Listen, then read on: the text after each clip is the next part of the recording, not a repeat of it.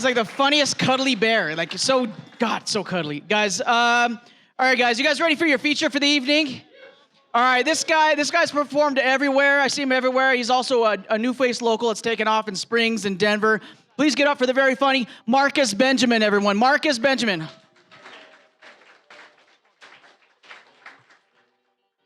The Cactus Room. What's up, guys?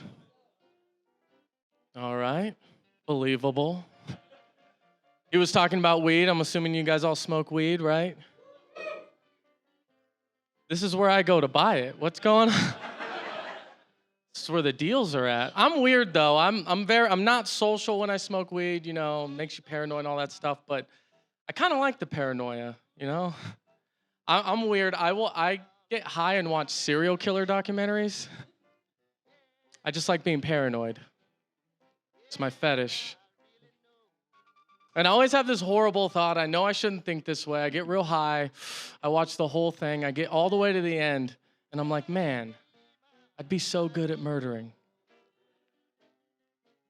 They make a lot of mistakes. And we all take notes. It's not hard. Do what Dexter does. Dexter had a plan. I feel like, though, I have this theory. We're making it way too easy for serial killers nowadays. Like, you don't hear those big stories in the news anymore. It's because they're not getting caught.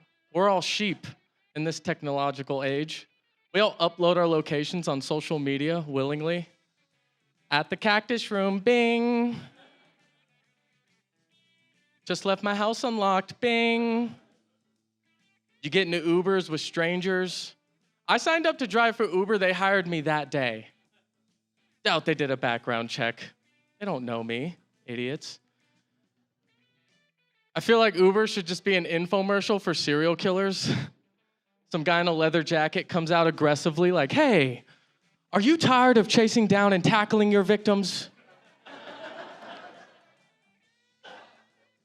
Wouldn't you just like it if they got in the car willingly?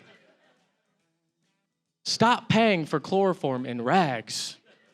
Drive Uber. You become a philosopher when you smoke weed? Think you got the whole world figured out? I figured something out. Hear me out. Watermelon makes your dick bigger. Good night. Hear me out, because there's no black people in here, so this is going to be rough, all right? I'm looking around. I've had this theory for a while, okay? I am mixed myself, all right? And it's widely known that the black community are well hung, right? I'm not reporting news up here, okay? This is a widely known fact. It's also widely known that black people like watermelon. It can't just be a coincidence, okay? And I've done extensive research on this. I read one article on Playboy, but it was a good article, okay? Very well written. In the article, it actually said, I was into this. I was like, there's got to be something to this. In the article, it said there's enzymes in watermelon that are linked to the vessels in the veins in your penis enlarging for girth. I just got every man's attention in this room. So I started eating it every day. I've been doing it for months, and let me tell you, no results, okay? I'm still waiting on that. Turns out it just makes your hands smaller. That one always takes a second. A little bit about me. I used to be married. I am now divorced. Thank you. Should have been an applause. I'm happy now. That's what that means. But the marriage wasn't all bad, though. It was an open marriage, so only she knew it was open. She was a whore for the layman in the back. You didn't... I married young. I joined the Army at 19, which don't clap for that either. That just means I didn't get into college, okay? I joined the Army young. I got married young. That's how it goes. And she did things to mess with me psychologically. I was a young buck. I was 19 when I got married. She did things that mess with me to this day. Like, she scrambled me. She used to make me work for sex. All the women are like, that's accurate.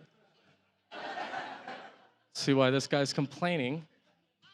No, she used to make me do chores around the house just to get laid, like a trained dog. You can't do that. It scrambled me. I'm 29 now. To this day, I still pop a boner after I do the dishes. You're not supposed to be erect when you mow the lawn. It's in the HOA, I think. It's frowned upon. I'm out there dating. I got divorced 2019, which 2020 was just a good year to get back out there. It sucked. Everyone was so clingy in that year. I was trying to date, and people were way too clingy for me because I'm a chill guy. This girl, 2 weeks in during 2020, hit me with the "what are we" question. Way too soon, right? Not just me. 2 weeks. Don't even know your name, you know? 2 weeks, and we're never ready. Man or woman, we're never ready for that question. She was like, "What are we?" I was like, "Oh, shit. We are one nation under God, indivisible, I know the rest. I went to elementary school, okay? I just hate that question, though, because you can assume some things, all right? Use some common sense. And communication's important in a relationship, but common sense, okay? We've been hanging out every day for 8 months straight. I've met your parents. You've met my parents. Your toothbrush is at my crib, all right? I love you, and I would happily give my life for you, happily. Okay, we're just friends. Jesus. Too clingy. But when I got divorced, I realized, because when you're in a relationship, you get tunnel vision, right? I was in a 4-year marriage. I lost contact with all my friends. So I got divorced. I started hanging out with them again, and I'm realizing they're all degenerates, all of them. You forget, but your friends quickly remind you. I was talking to him. We were having a conversation. First conversation I had back with my friends, which by a round of applause, straight men in the room, how many of you have been asked, "Would you suck a dick for $1 million?" By a round of applause, let me hear it. Almost as loud as when I walked up. Okay, it's a fun question because there's two different types of guys who answer that question. Either a guy who's way too into it, so you question his sexuality. Would I suck a dick for $1 million? Yes, easy work. I don't think that's easy. Calm down, but... Or a guy who's way too against it, so you also question his sexuality. Would I suck a dick for $1 million? No, that's disgusting. I can't even believe you would ask me that as my friend. But I mean, how big is it, though? What color is it? I don't think that matters, but not if you're blindfolded. Dating, though, it's not all bad. I won't come up here and shit all over it, because through dating, you learn what you like and what you don't like, right? So you can eventually find a good partner. You learn things about yourself, deep things you didn't know were there. I learned something about myself. I can get real with this crowd, okay? I don't like rough sex. It always gets quiet when I say that. There's a bunch of freaks out here in Pueblo, okay? I was on the dating apps, and those changed the game, all right? They just come out the gate swinging off those things. I was talking to some girl, she just immediately came out the gate swinging. Choke me and tell me I'm adopted. Why? This is for the women, okay? I feel like they're taking it too far. You're taking it too far, okay? Every woman wants it rough, and every girl from the age from 21 to 45 wants to get hit in the head with a brick in the bedroom. I don't know when this started, but that's not me, all right? I'm not the brick guy. It's getting so bad, I'm just gonna start bringing in that pain chart that doctors show you. You wanna experience pain? Ma'am, how much? On a scale from 1 to 10. Okay, 1 being light choking, and 10 being I tell you how gross you look naked. Yeah, the verbal abuse, that shit hurts. That's why it's number 10. They're never ready for it, and I'm not good at it, all right? I'm too specific. Talk dirty to me. Your apartment stinks. Is that not it?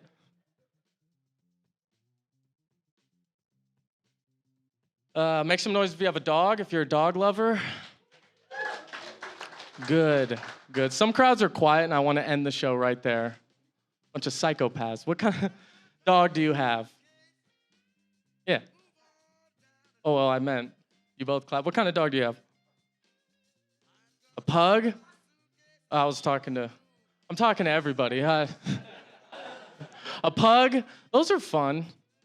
Those are fun. They're cute. They got good personalities. I love them. I have a yellow lab, and he's fat. I just hate when people have to tell me my dog's fat. You know what I mean? Like, don't talk shit on my dog. He's right there. And I always clap back, too. It's reactionary. I don't want to hurt their feelings, but don't come at my dog, you know? There's always some lady at the dog park. Ooh, he's a big boy.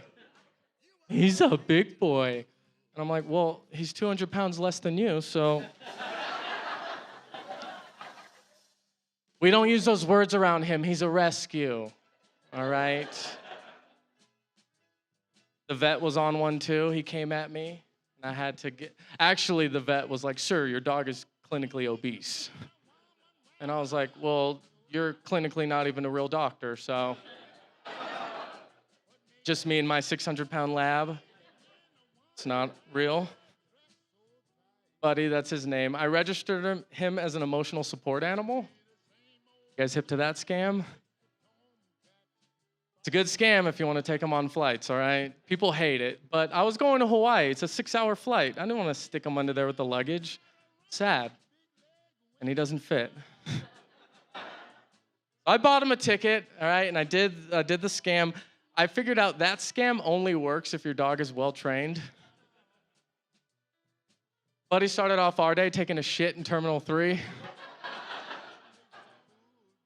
And your dog's never quick when you want him to in public. Buddy slows down time. He arches his back like a fat kangaroo and has to shit in a complete circle while he shakes off the pieces.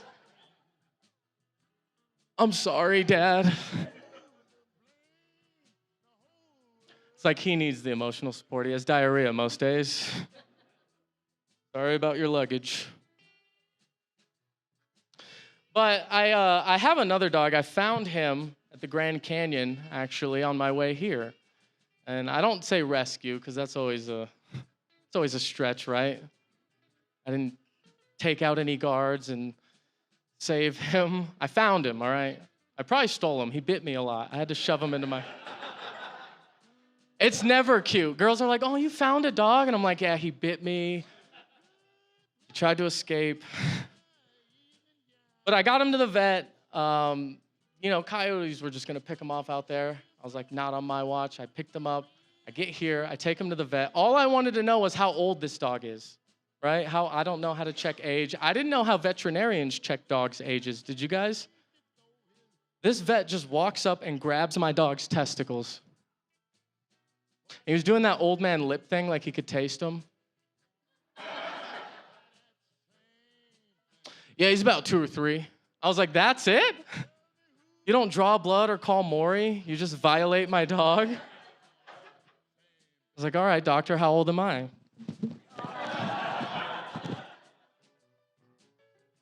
As far as that interaction goes, all right? I was at a show, some crowd members were like, oh, gee.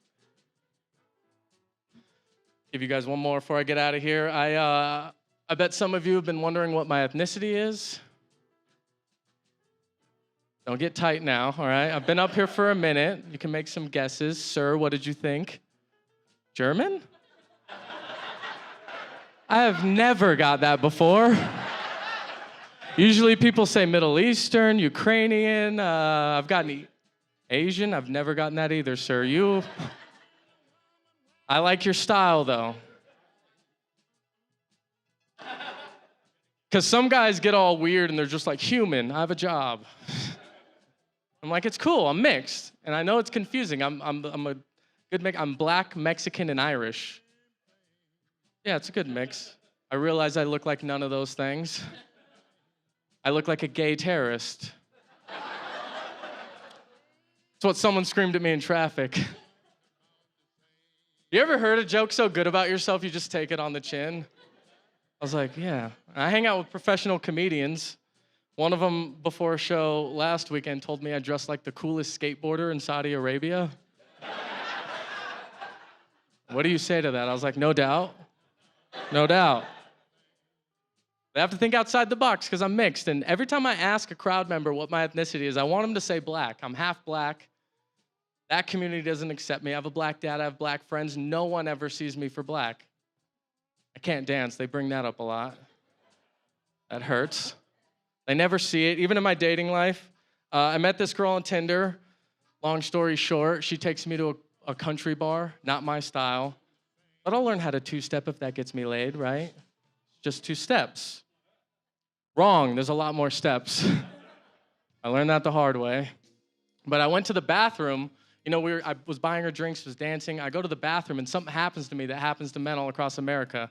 And the time that I went pee and came back, she was dancing with another guy. Yeah, it was disgusting. It was actually really beautiful. They had good chemistry. It was hard to watch. So I'm out in the parking lot smoking like a beat detective. Law and Order. And then I see him walking out of the club, and I'm a comedian, and I'm an asshole. So I was like, I'm going to say something to him. You never do, but I was like, this time I'm going to say something. They're trying to get their Uber, and I'm like, hey, remember me? I'm the drink guy. I bought you all those drinks. And she's like, no, I don't know you. She was white. That's the best impression I have. She doubled down, though. She's like, I don't know him. She like starts yelling. She's like, I don't know him. And she looks at the guy she's with, and then I look at him, and I'm like, we doing a threesome or what's up? That made her mad. She starts making a scene. She's like, I don't know him. I don't know this. And then she called me the N-word. And I was like, whoa. She thinks I'm black. Okay, that's all I wanted out of that. I slashed her tires, but that's my time. Thank you, guys.